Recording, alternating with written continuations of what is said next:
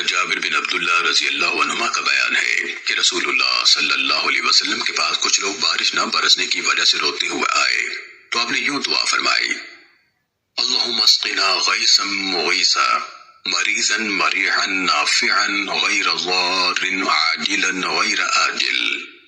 اے اللہ، ہمیں بارش عنایت فرما، ازہد مفید، مددگار، بہترین انجام والی، جو شادابی لائے، نفع آور ہو، کسی ضرر کا باعث نہ بنے اور جلدی آئے، دیر نہ کرے۔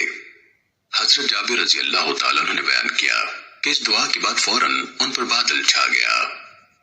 سننے ابو داود حدیث نمبر 1169۔ بیان کرتے ہیں کہ نبی صلی اللہ علیہ وسلم، حضرت انس رضی اللہ تعالیٰ عنہ بیان کرتے ہیں کہ نبی صلی اللہ علیہ وسلم بارش کے لیے اس طرح دعا کرتے تھے، اور انہوں نے ہاتھ لمبے کر کے دکھائے اور ہتھیلیوں کو زمین کی طرف کیا اور اتنے بلند کیے کہ میں نے ان کی بغلوں کی سفیدی دیکھی۔